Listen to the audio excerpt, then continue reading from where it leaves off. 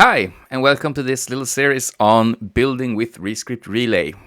In this series, you'll learn how to use RescriptRelay to build an application using the RescriptRelay router as well, and learn all of the ins and outs of and all the little tricks that you can use to build great applications with Rescript and Relay.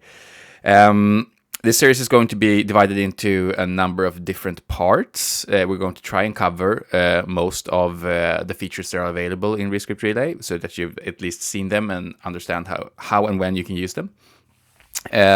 What we're going to be doing is we're going to be building a small application based on the GitHub GraphQL API. So we'll be fetching data from the GitHub API from the logged in user, which is going to be me, of course, then in this little series. There's going to be a repository where you can follow along if you want, and you can look at the code and those types of things. In this first little video, I'm going to show you the general setup, how things are set up, and where you can find information and such. So, just to kind of show you first, what we're going to be building in this first part of the video series is this little thing here. It's just a very, very minor UI that's going to pull information from the GitHub API. This is all hard-coded now. I'm going to show you in the code as well soon. But the idea is that we have a single view. Here's the dashboard. We have an avatar, which is going to be, hopefully, if we can figure that out, the avatar from GitHub instead. The name of the user, the login, when the user was added to GitHub or created its own account, and then a small bio. And that's going to be it for the first little series, the first little video. And then we're going to build on this as we progress and add links and add new views and stuff and show you a bunch of cool things with RescriptRelay. But just to show you how things are set up, I am using RescriptRelay, obviously. There's also a starter repo that you can use. So we can find that one. Starter. You're encouraged to use this. This will set up a RescriptRelay application for you that's client rendered and using the RescriptRelay router that we're going to be using in this video as well. I'm going to be talking a lot about the router, so don't worry about understanding all of the different parts and how they relate just yet. So the repository we have, you're going to get a link in the video description for the actual repository of what we're building, but it's based on this one, so I can recommend that. And as I said, we're using the RescriptRelay router. It's a router built specifically for Relay and Rescript. They'll help you kind of fall into the pit of success. It'll help you use all of the kind of nice features and things that you can use with Relay, like splitting up, loading data and code, and type-safe query params and routing and all those things. So it has a bunch of bells and whistles that I'm going to be showing you here as well. And then also, here's the documentation for RescriptRelay. It covers most of RescriptRelay, if not all of it. And I highly recommend reading through it and having it open as you're working with RescriptRelay. So, as for the code itself, what we have in our editor is we have the Rescript extension set up, and we also have the Relay. See here. We also have the dedicated RescriptRelay VS Code extension. If you're using Vim or any version of Vim or any other editor where you can use an LSP but you're not using VS Code, there is a way to set up so that you get autocomplete from GraphQL Relay pretty easily. I will see if I can link to that as well. There are numbers of examples. So just looking at this little tiny thing, just to give you an idea of the setup before we dive into actually building things. We have a pretty standard Vit app. So we have a Vit config here. You can see that we have a pretty standard setup. We have this is the router. We have React. and then we have a bunch of setup here. And I've done a few like adjustments here where I've split up React and Relay into their own chunks and that type of thing. We don't really need to worry about those things now. Vit reads an index file that just sets the basic HTML structure, and then renders our application via this file, entry client. So if we hop into entry client, this one looks like this. It does a bunch of setup. I'm not going to go into in depth for the router setup now because it's not really important. But as you can see here, it creates our routes, an instance of our routes. It creates an environment, creates the router itself, and then with a bunch of configuration, like for instance the relay environment here, which is important. And then it renders the application at the root element. And the application itself just renders a bunch of context, of course, like you normally do in these apps. We have the RescriptRelay context, which carries all of the relay information for the application, very important. We have the router context, and it's important that that's rendered under the RescriptRelay context, so it gets access to RescriptRelay as well. And then we have the router outlet, so to speak, the route renderer here. You can place this wherever you want, but normally you'd have one single router for the big application. And this will render whatever routes match, just like a regular router. And it also has a special prop called render pending, which renders all of the time. And this little boolean here is going to be true whenever we are in a pending state, which means that whenever a new route is loading and it has suspended through the router itself, this is going to be true. And when it's not, it's going to be false.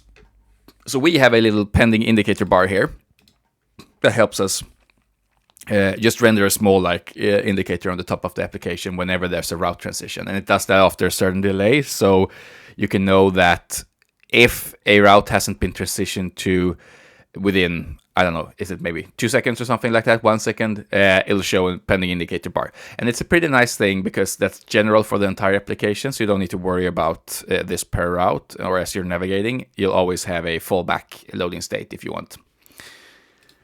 Yeah, so that's it. And just briefly, for this kind of thing, I'm going to show you how to define routes.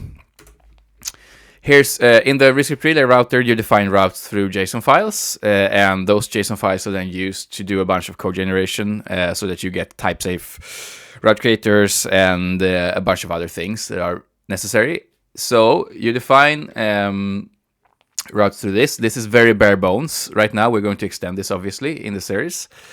But starting out, we have a single route that matches slash, it matches nothing essentially, and that's the root. And this router has nested layouts, which means that you can nest things inside of it. So root is its own route, and then it has children that can match, dashboard for instance, and dashboard will be rendered inside of root, or you get access to the children that's being rendered inside of root. I'm going to show you the how that looks in the application itself. And then we have a 404 route, just matches anything else that hasn't been matched above. One thing you can notice also is that there's a bunch of extra things here in the editor, and that's dedicated tooling for the router itself. We're going to cover this a lot more in depth as we build with the router, but essentially the router has a bunch of cool things that you can use tooling-wise, and it's built into the RescriptRelay tooling itself, so it'll start automatically if you have a router set up. Yeah. So for instance, you can jump in here to a route renderer, because all of the routes that you define in the JSON file is going to have a route renderer, and this little file is responsible for rendering whatever content you want for that route. So as you can see here in our root, which is our like an encompassing layout route, we're rendering our layout file, our layout component, and then whatever child routes are matching for the root. So very simple.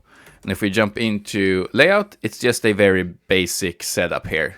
You can see if you remember up here, you see that we have a small kind of like border. This is just to show you that you can have a layout route like this. So this just takes up the whole screen and then has a small background and a little padding. And that's it. So going back, if we jump into dashboard instead, you can see that all this route does currently is render the dashboard component. And if we jump into dashboard, one thing I'm going to mention as well, we're going to dive into all of these things, but just prepare, since you're seeing this here, this function. All of the routes are designed in a way that you split up them into kind of two phases. Where phase one is where you prepare the route, and this means starting loading a query, for instance, or starting to load code, or whatever it is that you want to do. That's non-blocking. That's just a one-shot function. So there's no like async await or promises or anything here. Prepare is never going to be waited for before rendering. But the result of prepare, if we do this, send in here, and we look at prepare here, you can see that this is now a string. So anything that you return from here is going to be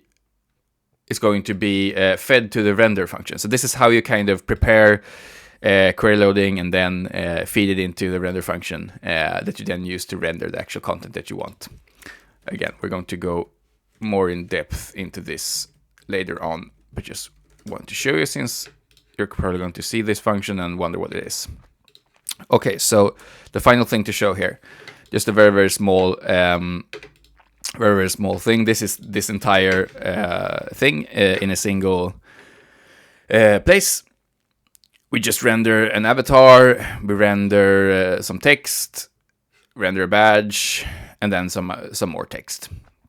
Essentially, this is all copied from my GitHub. Essentially, although this isn't going to be correct, it'll be fun to see which year I actually joined GitHub.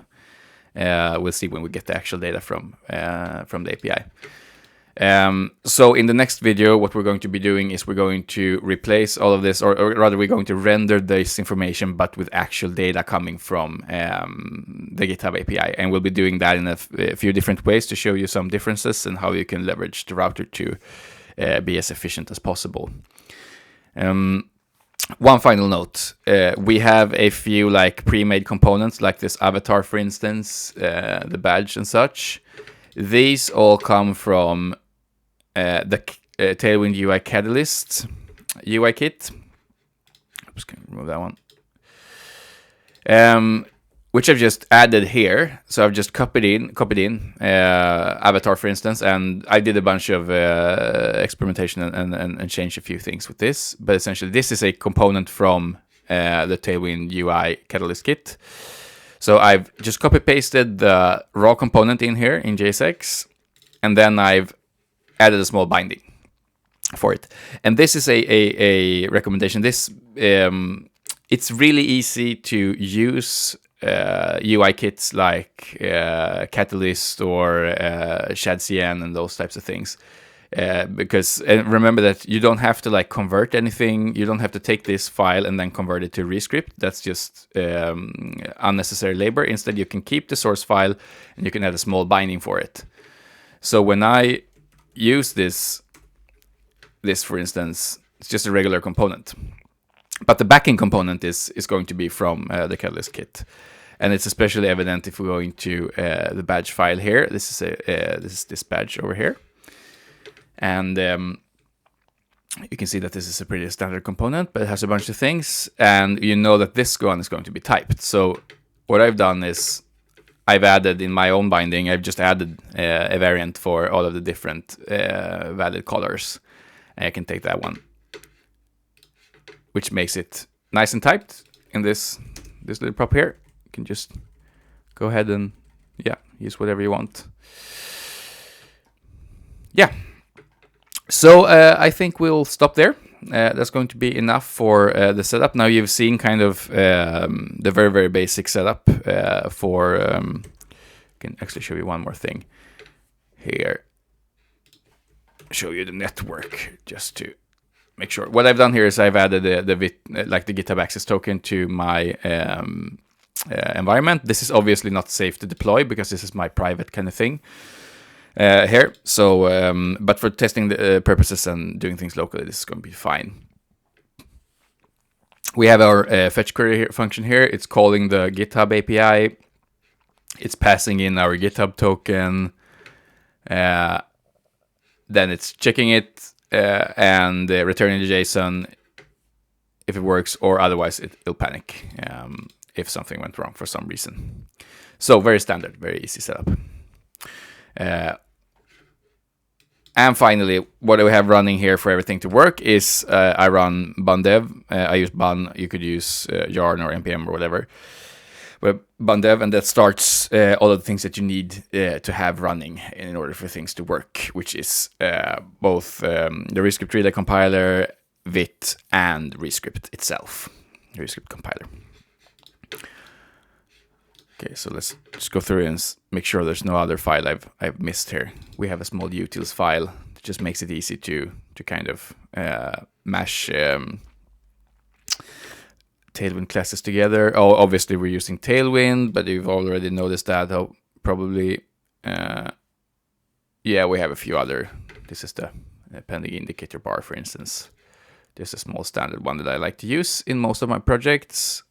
You'll see it later on. Okay, no, I think that's it. Thank you for watching this first video. The next video, we're going to take this and turn it into a view that actually uses real data from the GitHub API. So until then, thank you very much for watching.